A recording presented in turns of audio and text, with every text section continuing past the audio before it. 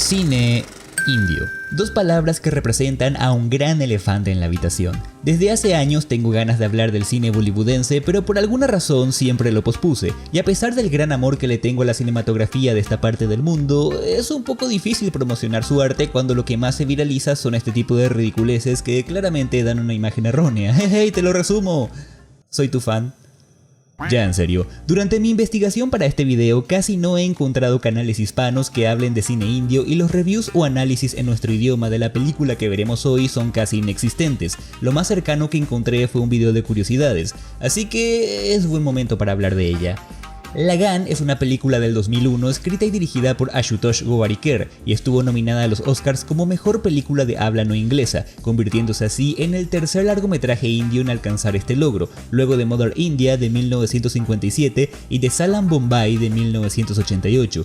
La película trata de un pueblito de la India victoriana que debe ganar un partido de cricket para garantizar su supervivencia, lo que en un primer momento se presenta como un desafío imposible de cumplir, posteriormente termina adquiriendo un tono revolucionario. Es una obra llena de colorido, música y amor a la cultura india, pero si queremos hablar de ella y valorarla como realmente se lo merece, tenemos muchos temas que tratar. Les voy a ser honesto, pensé mucho en la forma correcta de encarar este video y llegué a la conclusión de que si quiero que aprecien esta obra tanto como yo, iba a tener que dividirlo inevitablemente en varios segmentos. Primero que nada porque se trata de una película de la cual estoy seguro la mayoría de ustedes no ha oído hablar nunca y mi meta es lograr que tengan ganas de verla, lo cual va a ser difícil porque también soy consciente de que el cine de esta parte del mundo es un lugar extraño para mucha gente. Así que empecemos por el punto 1. El cine de la India o cine indio, no confundir con cine indie y mucho menos decir cine hindú porque no corresponde, es una de las industrias cinematográficas más importantes si consideramos números en producción de cortos y largometrajes. A su vez, los indios acostumbran a romper récords de audiencia masiva en los cines, hecho influenciado por los ínfimos precios de las entradas. Ya quisiera yo pagar $0,20 por cada película. En las últimas décadas, la popularidad del cine indio se ha ido expandiendo a Occidente, pero ya en los años 30 el número de películas superaba el centenar por año, siendo la época dorada entre 1950 y 1960. En los 70 se acuñó el alias Bollywood, un juego de palabras entre Bombay y Hollywood para referirse a la industria cinematográfica en idioma hindi, aunque este término no necesariamente engloba la totalidad de los filmes que se producen dentro del territorio, sobre todo porque hablamos de un país plurilingüe con 16 idiomas distintos ampliamente extendidos. Este cine tiene características tan reconocibles que toma un segundo darte cuenta que estás viendo una película india. El colorido y los bailes son ingredientes imprescindibles y si les estoy mostrando todo esto es porque quiero que se hagan una idea del nivel de estas producciones. Las primeras impresiones son muy importantes para alguien que se abre por primera vez a este mundo. Eso sí, algunas cosas podrán parecerles muy raras al principio, como el histrionismo, el despliegue cromático, la multiculturalidad, la duración o incluso el sentido del humor. Pero si aprendieron a ver japonesadas, créanme que van a poder con esto. El punto es que para muchos sigue siendo un universo completamente desconocido. De hecho, realicé una pequeña encuesta en mis redes para medir qué tanto saben de este tema y los resultados no fueron muy positivos como podrán apreciar. Una gran mayoría de ustedes ni siquiera ha tenido contacto con el cine bollywoodense. Hablamos de una industria que lanza al mercado más de 1000 películas por año, así que no es de extrañar que la gran mayoría sean, productos de dudosa calidad, que es justamente lo que se viraliza en las redes, pero eso no quiere decir que no existan grandes obras que sí merezcan ser visitadas. Un momento, George. 1000 películas por año, ¿me estás diciendo que Bollywood es una industria más potente que Hollywood? Así mismo, y de hecho no termina ahí, también está Nollywood, está Collywood, está Trollywood y está Dallywood. Todas estas industrias existen, no me lo estoy inventando.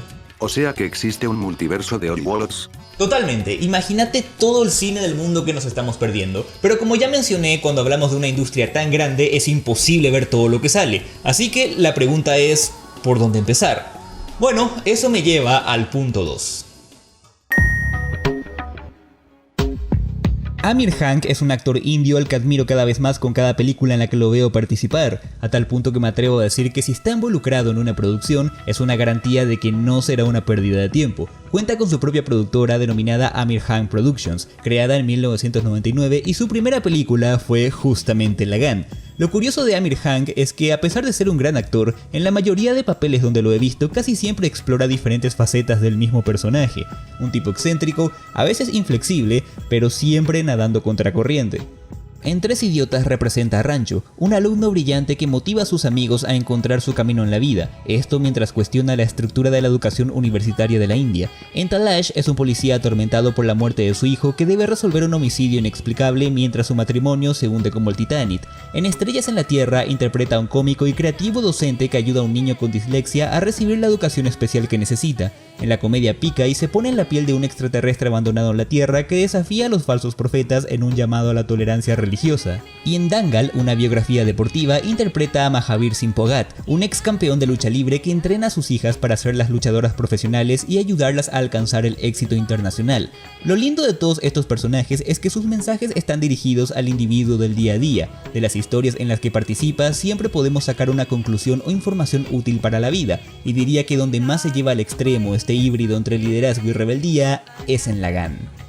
Aquí Amir Khan interpreta a Bhuvan, un joven idealista que será el motor principal de la historia, ya que es él quien motiva a su pueblo a enfrentarse a los británicos. Por supuesto, al principio de la película casi nadie lo apoya, pero poco a poco va transformando a los demás aldeanos y sumándolos a su cruzada. Todo este proceso es apadrinado por este protagonista que no se deja intimidar en ningún momento e incluso desafía ciertas estructuras sociales, cuya lectura son una fuerte crítica incluso en tiempos actuales considerando el contexto de la India. Un revolucionario, pero a su manera. Así que es momento de hablar de... Es el año 1893, pleno auge de la era victoriana, y la India es colonia del Imperio Británico. Los habitantes son oprimidos por los altos impuestos que deben pagar. Ese impuesto es conocido popularmente como el Lagan, de allí el nombre de la película. Cuando las lluvias escasean y los habitantes ya no pueden pagar, llegan a un curioso acuerdo. Si un equipo conformado por hombres de la aldea logra derrotar al equipo británico en un juego, entonces se librarán del impuesto por 3 años. Caso contrario, se arruinarán para siempre. El juego en cuestión es el cricket, totalmente desconocido para los lugareños. No obstante, tras aceptar el reto prácticamente imposible de superar, los aldeanos se preparan para darlo todo en el partido. Estamos ante la historia de una revolución. ¡Qué tontería! Las revoluciones no se dan de esa manera. ¿Ah, no? ¿Y cómo se dan? Con mucha sangre y violencia. Pero algunos estudios garantizan que las revoluciones pacíficas son un 30% más efectivas que las revoluciones violentas. Decime una manifestación pacífica que haya cambiado al mundo. La marcha de la sal, la marcha por los derechos civiles en Washington, la revolución pacífica que permitió la reunificación de Alemania. A la toma de la Bastilla, los disturbios contra el apartheid y las primaveras árabes no les gusta esto. ¿Y no te pusiste a pensar que cada pueblo y época tiene su propio contexto y no siempre se pueden aplicar las mismas soluciones en todos los casos? No tengo por qué pensar todo lo que digo, soy un simple oso de peluche al que hiciste hablar con locuendo porque nunca le pagaste nada a la actriz que me ponía voz. Bueno, ya, no quiero hablar de eso ahora, pero ¿por qué de repente saltamos a este tema? Bueno, ahora mismo lo voy a explicar. Las revoluciones son un proceso natural en la historia del ser humano. Lo esencial en una revolución es la necesidad de cambio en una sociedad, y ahí es donde el cine ha hecho foco para retratar historias que exploren estos aspectos, y como es de esperarse, hay muchas formas de hacer eso. Contar la historia desde la perspectiva de los revolucionarios, como lo hace por ejemplo Matrix, hasta la del espectador, como lo hace Persepolis. Pero, ¿qué pasa cuando decidimos estudiar la evolución de los líderes y del pueblo mismo? En Los Siete Samuráis, maravillosa película de Akira Kurosawa, un poblado de campesinos del Japón feudal es permanentemente acosado por una horda de bandidos. Para remediar esto, deciden contratar a un grupo de samuráis que los defiendan, y en el proceso, tanto los guerreros como los pobladores se van llevando lecciones importantes. En Los Siete Magníficos, que se basó en la película mencionada, contamos con el mismo argumento y desarrollo. Al igual que en el ejemplo nipón, tenemos personajes reconocibles, pero todos ellos van evolucionando lentamente. Y en Los Siete Bichos, ignoren el mal chiste por favor, aunque tengamos a un protagonista como centro de atención, su influencia en la colonia de hormigas en la que vive es innegable, pasando de la subordinación total a la insurrección. Lagan entonces, ya sea por respeto a las enseñanzas de Gandhi o simple ganas de hacer algo diferente, se propone demostrarnos que lo más importante en una revolución no es el levantamiento en armas per se, sino el crecimiento personal de sus involucrados. Por eso la idea de un enfrentamiento violento es reemplazado por una batalla mucho más atípica. A medida que avance la historia, veremos cómo los habitantes de este pequeño pueblo sufren una transformación, pasando de una actitud sumisa y derrotista a asumir un carácter guerrero y un fuerte sentimiento de unidad y pertenencia. Una producción siempre tiene sus anécdotas y contarlas de Lagan resulta tan apasionante como la película misma. Primero que nada porque hablamos de una obra que pudo no haber existido, ya que ningún estudio quería apostar por una idea tan arriesgada. El propio Amir Hank no parecía convencido al principio, aunque luego cambió de parecer. Ashutosh Govardhana, director del film, al principio se sentía intimidado ante el proyecto, ya que hasta ese momento no había logrado dirigir ningún gran éxito, y a eso hay que sumarle la gran cantidad de obstáculos que tuvieron que sortear. Primero que nada, el guión exigía que la película se filmase en un lugar seco y lejos de cualquier forma de tecnología como electricidad, automóviles o medios de comunicación.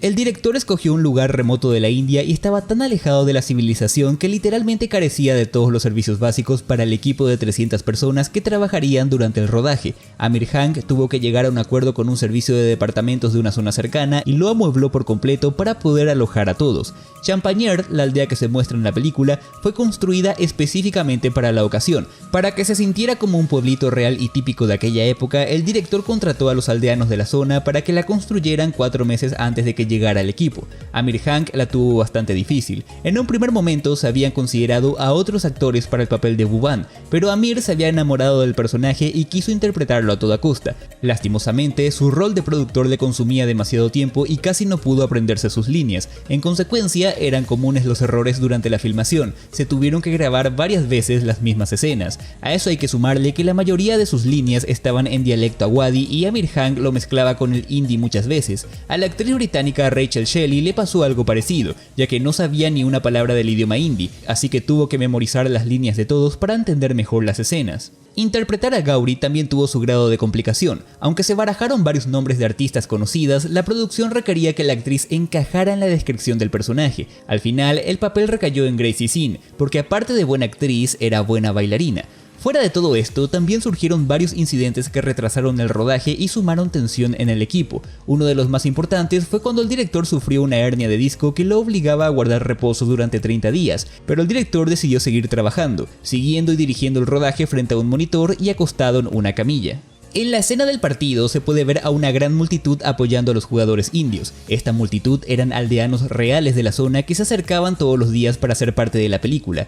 Y sí, literalmente se comieron estar bajo el sol abrasador y unos 48 grados de temperatura lo que durara la filmación. De hecho, para una de las escenas finales se contó con más de 10.000 personas, lo que tomó por sorpresa a los realizadores. Obviamente no fue nada fácil coordinar a tanta gente, pero el resultado salta a la vista. Debido al excesivo calor, varios actores sufrieron desmayos, pero eso no detuvo el proyecto. También en un momento, uno de los jugadores británicos se dislocó el hombro izquierdo al caer sobre su bate. A pesar de todas las dudas y dificultades que enfrentaron, al final la película resultó ser un rotundo éxito. Fue aclamada por los críticos y arrasó en la taquilla. Por desgracia, 6 meses después del rodaje, hubo un terremoto en el pueblo en el que se grabó la película. Casi todo quedó destruido, incluido el edificio donde se alojaron. Amir Hank decidió donar parte de las ganancias de la película para ayudar a la aldea. Sin duda, Lagan no es solo un viaje para el espectador, también lo fue para sus involucrados. Si solo con esto no te dan ganas de verla, no sé. Champagners es un pueblito que se sostiene con la agricultura, al igual que la mayoría de pueblos de la zona, pero parte de la cosecha es entregada al Marajá en materia de impuestos, y esta a su vez entrega una parte a los británicos a cambio de protección de los otros reinos. Este modus operandi se repetía con todos los reyes del territorio, así que claramente hablamos de un negocio redondo para los británicos. Sin embargo, nos referimos a un sistema de producción bastante precario, donde se trabajaba arduamente con hambre y otras penurias y al final solo quedaba lo justo para los campesinos. El verdadero problema empieza cuando nos anuncian que estamos ante una sequía. No ha llovido en prácticamente 2 años, así que Champagners está pasando un mal momento. No quiero entrar en los detalles de cómo se produce el llamativo acuerdo con los británicos porque me gustaría que ustedes descubrieran por su cuenta los caminos por los que nos lleva esta historia, pero para que se hagan una idea de la magnitud del desafío, si logran vencer en el juego se librarán del impuesto por 3 años, no solamente ellos, sino toda la provincia, más en caso de perder deberán pagar el triple cuando ya ni siquiera podían pagar el monto normal. Y recordemos que ninguno de ellos sabe cómo jugar. Lo que la película sí hace bastante bien es presentarnos a los personajes, sus cualidades y sus motivaciones, además de reconstruir la época bastante bien. Hay un reparto coral con una gran cantidad de personajes, pero cada uno de ellos tiene una personalidad peculiar y también son visualmente identificables. Es prácticamente imposible para el espectador confundirse. Por cierto, hablamos de una película de 3 horas con 45 minutos, así que hay tiempo de sobra para que todos los personajes aparezcan en pantalla. Debido a su larga duración y a su tratamiento, recuerda bastante a clásicos del cine. Al principio de la historia, Buban hace frente a un pueblo totalmente desmoralizado y más centrado en la ruina que se les viene encima. Muchos de ellos están tan acostumbrados a la sumisión y el maltrato que incluso les asusta pensar que tienen una posibilidad de ganar. Otros incluso solicitan al Maharaja que interceda por ellos, aunque él tampoco tiene poder en esta situación. Pero a medida que los hechos se van sucediendo, Buban irá sumando en su equipo a más miembros y transformando la mentalidad de la aldea poco a poco. En este punto se vuelve crucial la habilidad de cada aldeano. Por ejemplo, el hondero es bueno para lanzar la pelota, mientras que el criador de gallinas es bueno para atraparla. Eventualmente todo el pueblo se hace partícipe. Los jugadores entrenan todos los días, el curandero sana las heridas, los líderes y demás aldeanos muestran su apoyo, los ancianos se dedican a rezar, las mujeres elaboran las herramientas para el juego. Absolutamente todos van encajando en esta maquinaria social para alcanzar un objetivo común. Insisto en la idea de que seguramente la propuesta puede sonar un tanto rara, pero la película sí que se toma en serio su propia historia hasta el punto de que lo que comienza como un drama con tintes cómicos evoluciona a un carácter épico con todas las letras. No se puede negar que, aunque sea leve, hay una lectura política en todo esto. El espíritu de unidad se extiende incluso a las aldeas cercanas. En una cena llegan dos delegaciones de pueblos vecinos en represalias contra Buban por haberlos comprometido de esa forma, pero más adelante podemos ver una gran cantidad de gente que viene de lejos a mostrar su apoyo. Incluso en un momento se les une un jugador que no pertenece a su aldea, pero que tiene tantas ganas de vencer a los británicos como todos ellos. Eso sí, no crean que la película únicamente se centra en eso. Hay muchas idas y vueltas en esta historia que incluyen traiciones, triángulos amorosos, conflictos familiares y por supuesto el partido. Combinar todo esto en una historia excepcional es difícil y Lagan lo hace bastante bien. Y ya que estamos, hay otro elemento que hace memorable a este largometraje. Lagan no es solamente la historia de una revolución, es también una carta de amor a la cultura india y eso lo veremos en una infinidad de elementos a lo largo de la cinta. Es por eso que Champañer es un pueblito olvidado del corazón de la India, ya que es una representación de todo el país. A lo largo del filme podemos hacernos una idea de cómo se vivía en esos tiempos, qué costumbres tenían y cuál era su motor de pensamiento, pero creo que donde más se nota esta devoción por la identidad nacional es en sus canciones. ¿Canciones? No sabía que era un musical XD. Ese es otro tema a discutir. La característica más representativa de las películas de Bollywood son sus escenas musicales. Por lo general, en cada película se incluyen cantos y danzas típicas del país, mezcladas con curiosas coreografías que tiran más al pop occidental. Estas canciones suelen ser producidas por artistas renombrados y suelen ser estrenadas incluso antes del lanzamiento de la película a manera de promoción. Usualmente, cuando se introduce una canción en una película es para dar dinamismo a la historia y también sirven para transmitir mejor la idea que se quiere dar a entender, ya sea una situación X o los sentimientos de un personaje. En el cine hollywoodense se usan bastante, pero yo diría que más bien con una función recreativa. No olvidemos que Lagan fue, al final de cuentas, un producto para el entretenimiento. Sus momentos musicales son un carnaval de danza y colores, pero a diferencia de otras películas, acá sentimos la identidad del país en todo momento. Claro que por una cuestión de coherencia artística, las canciones no pueden alejarse mucho del contexto histórico y aún no ha nacido el Tarantino indio.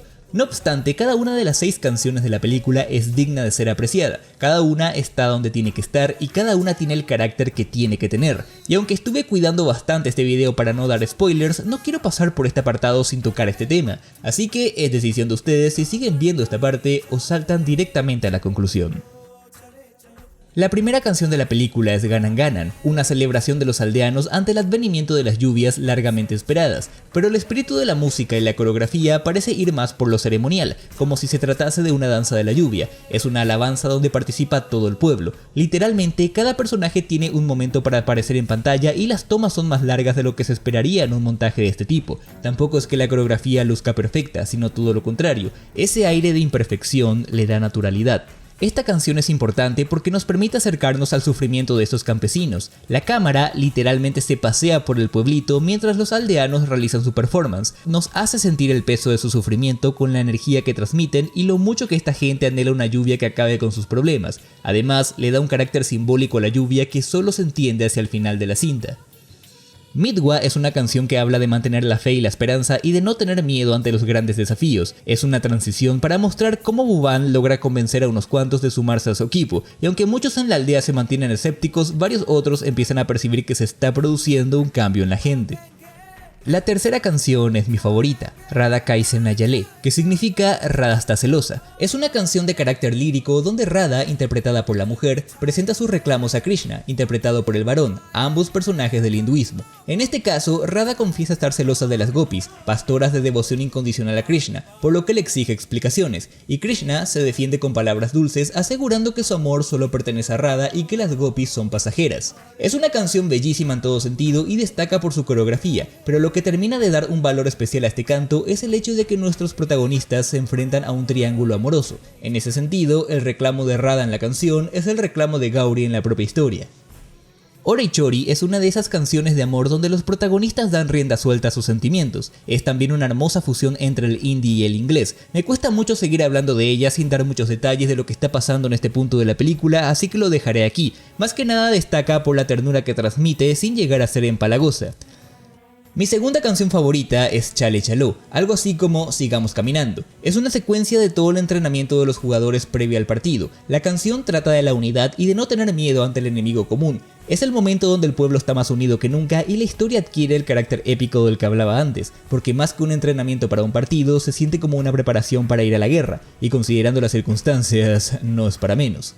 Y finalmente, Opalanjare, es un cántico religioso. Los aldeanos lo entonan cuando la situación adquiere un tono de desesperanza, y la verdad es que se puede interpretar de muchas maneras, desde una forma más de representar la cultura y creencias de este pequeño pueblo, como también la importancia de hallar fortaleza en la espiritualidad.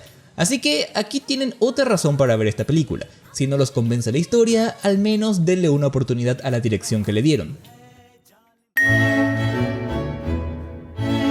Por favor, vean esta película, les aseguro que es una experiencia gratificante. A más de 20 años de su estreno, Lagan sigue siendo un fuerte exponente de su género porque su mensaje trasciende culturas y épocas. Es un viaje imperdible para cualquier amante del cine. Su música es alucinante, sus tomas son preciosas, sus personajes son entrañables, me cuesta mucho pensar en un punto negativo. La película se puede disfrutar desde cualquiera de sus múltiples enfoques, por su arte, por su historia, por sus mensajes o por sus retratos culturales. Es una obra que nos muestra las condiciones que se dan para lograr un cambio y por sobre todo a entender que esos cambios siempre conllevan tiempo. También nos ayuda a adentrarnos y a valorar a una cultura diferente y nos entretiene con su maravillosa historia. Para los que tenían poco o ningún conocimiento del cine de esta parte del mundo, les aseguro que esta película les va a cambiar el concepto que anteriormente tenían sobre cine indio. Y si ya gustaban del cine de este país y aún no han visto Lagan, pónganlo en su lista. Por supuesto, si ya habías visto esta película, no olvides dejar tu comentario al respecto. Y hasta acá llegamos por hoy, creo que no estuvo mal para el primer video del año. Si les gustó lo que vieron ya saben qué hacer, compartirlo, puntuarlo y dejar un comentario, como siempre me va a ayudar muchísimo. Recuerden también que me pueden seguir en mis redes sociales, Facebook, Discord, Twitter, todo ahí abajo en la descripción de este video. Si te gustó lo que viste pero sos nuevo por el canal, te recomiendo ver otros contenidos que tenemos por ahí, que seguro alguno también te va a gustar. Y un saludo especial a la seguidora Rosa Peña, no hay un motivo especial, simplemente me lo pidió, así que Rosa Peña, gracias por ver mi contenido siempre. Recuerden también que estoy haciendo directos en el YouTube morado y en el YouTube azul, se entiende la indirecta. Y bueno, los espero en el próximo video, por favor no falten al próximo video, que tengo ganas de hablar de Pixar otra vez. Sí, creo que se pueden imaginar de qué película voy a hablar. Así que bueno, hasta acá llegamos por hoy, nos vemos la próxima. Un fuerte abrazo, que estén bien y que tengan un maravilloso día. Chau chau.